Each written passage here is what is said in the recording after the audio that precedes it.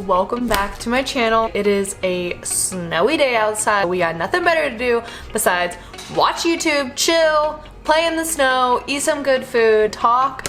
Got some things to talk about, 5 tips to promote weight loss. Before we get going, don't forget to like and subscribe to this video so I can keep giving you all this good information, all these good things. You hear me? You feel me? Are we on the same? Today we're talking 5 tips to promote weight loss. Now, these are things that I use in my everyday life and what I help my clients also do every single day, whether that's one-on-one or they're in my fitness challenge. So let's get it going. We're getting it going. We're going. 5. Number 1, eat whole foods. Foods that have come from this earth that are minimally processed. Processed foods, refined carbs, refined sugars, things that are not made naturally, not so good for us. But we can still live an 80-20 life. Have you heard that before? So 80%, right, we are gonna be eating all these foods that are so nutritious and delicious and good for us. 20%, we're gonna live in balance. Now, that's kind of how I live my life. I'm a very intuitive eater, and I recognize when like I can have like a little bit of balance. Like let's say I'm eating some red lentil pasta. Okay, I got the good sauce, we got the good noodles. I just want a little bit of bread, you know? A little baguette. I just want a little bread. There's nothing wrong with that. But you know what I mean? There's times and places for things, and I think that's super important. You're not just eating bread all day long, but you have a little bread with your meal, or you can do like a gluten-free. I found a really good gluten-free baguette. It's the brand called Be Free at Fred Meyer's and Natural Grocers. I'm not sure where else they sell it, but those are the places that I found it. And it's gluten-free, it's dairy-free because I'm 100% no dairy. And honestly, the ingredients are super simple. I love that because a lot of times the gluten-free products are still jam-packed full of so many things. You might as well have just eaten the gluten because it's just gluten, you know what I mean? Like, sometimes gluten-free comes with like a bunch of stuff with it. So keep that in mind. Simple ingredients, getting away from all the processed refined sugars, refined carbs, okay? Alcohol. Ooh. Touchy COVID subject. I know y'all been drinking, but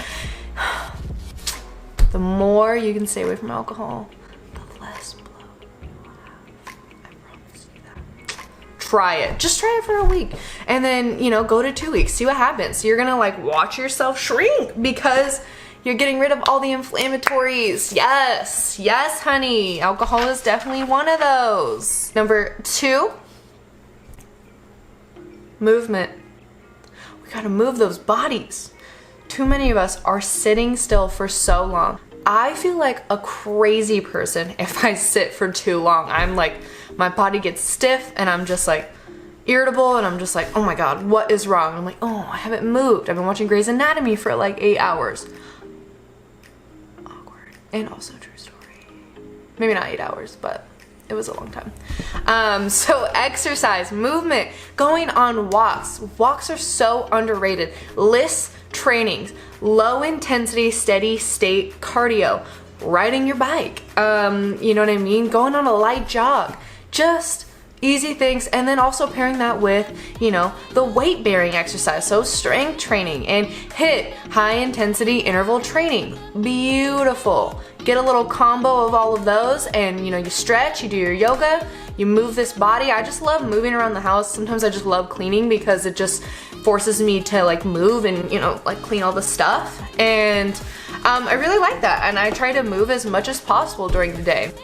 Trace, 8 hours of sleep. Your body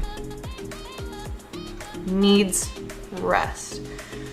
Take it from somebody who is constantly on the go. Sometimes I'm like, I don't stop, you know? I want to stay up late to get things done and I have to like remind myself, I'm like, no. Sleep is so important. If I want to have a really good next day, a really good tomorrow, I gotta get my booty to bed. So I throw on my little blue blocking glasses, get a little tired, okay?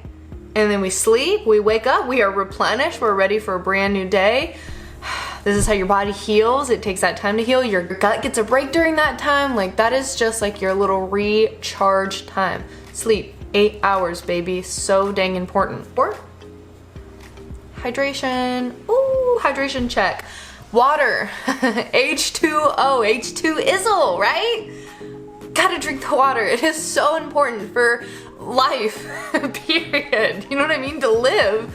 We are made of water, you know? And guess what? We're humans. Some days I'm like, oh my gosh, I did not drink enough water today. And I can tell because everything is just so off. So making sure you get hydration in. Now, everyone's got different ideas of how much water you need to drink to be hydrated. Honestly, I'm just more intuitive. I don't like count my cups, and I use crazy cups. So I just make sure I start off my morning with a glass of water. If I'm going to have more than 1 cup of caffeine, I make sure that there's water in between that. I'm hydrating while I work out, and exercise also promotes me to drink more water because it's hot and sweaty. So you're just like, dang, I need some water, right? Okay, after meals, I like to drink a glass of water. And I can also just tell when my body seems low on water. Like, my joints will seem a little stiff, my lips will get really chapped. And that's definitely like my #1 indicator that I need more water. I'll just kind of notice, like, I just don't feel like soft and plump on the lips. And I'm like, oh, your girl needs to hydrate a little more, so I drink some more. Speaking of, I should drink water right now, but do you even, OJ? Look at that. I just buy cocktail glasses to put orange juice and bubbly water and water in because I don't drink that much. So cheer is fun and it's cute and it makes me happy and brings me joy. And life is about joy. Okay, last one. Everybody's a critic.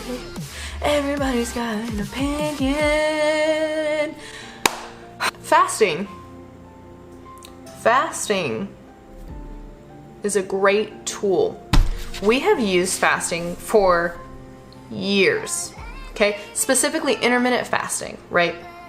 Now, the history behind this is back in the caveman days, okay? When the sun would come up, we would wake up, we would eat. When the sun started to go down, we stopped eating, we went to bed. Okay, we lived a great life. I don't know if it was that great back then. But same idea. And it really helps. Late night snacking specifically, I know a lot of my clients struggle with that. They just want to like eat their little snacks on the couch while they watch Grey's Anatomy. Oh wait, oops, that's me.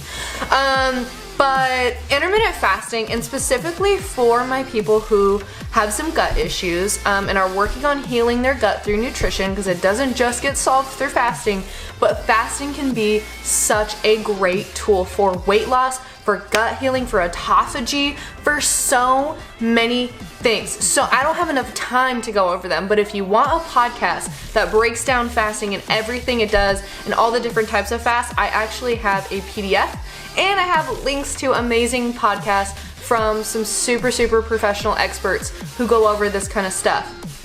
I use this all the time, intermittent fasting. So what is intermittent fasting? Intermittent fasting is a pattern of eating. It does not mean you're restricting calories. It means you are eating in a certain window, okay? So we're still eating and nourishing our bodies. It's just within a time frame.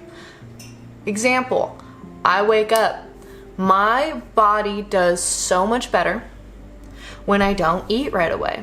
If I wait like at least an hour 32, maybe 3 hours, depending on what I have going on that morning, I honestly feel so good. My body feels so happy and it feels ready to eat, rather than like saying I have to eat and I have to force myself to eat. And I eat all my meals, okay? And then I just stop eating anywhere from 6:45 to 8:30. Again, it depends on the day and what I got going on. Sometimes I don't get to dinner until later, but I make sure that I'm not just eating all night long. I'm not eating, definitely not eating past like 8:30.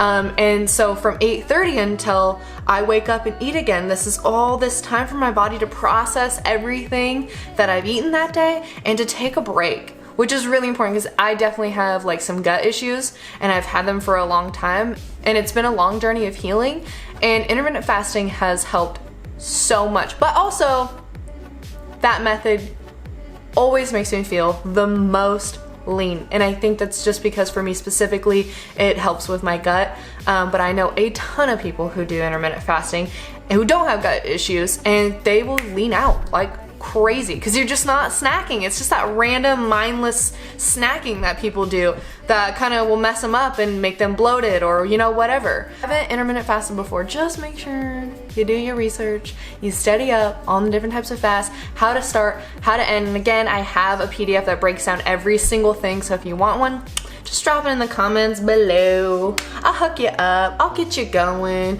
we'll get you going, we'll get you flowing. Those are my 5 tips. That's what I have to promote weight loss naturally. We don't need fat burners. We don't need to starve ourselves. We don't need to be bullies to ourselves. That is not the way. It's not. It will not work. That is not sustainable. I promise you. That's all I'm asking. Just do your research. Do your research. Those are my 5 tips. If you got some more, drop them below. If you like that video, if you want me to go in depth on anything else or any one of those categories, please just let me know below, and don't forget to like this video and subscribe. I love you guys, I love you, and I'll see you for the next video.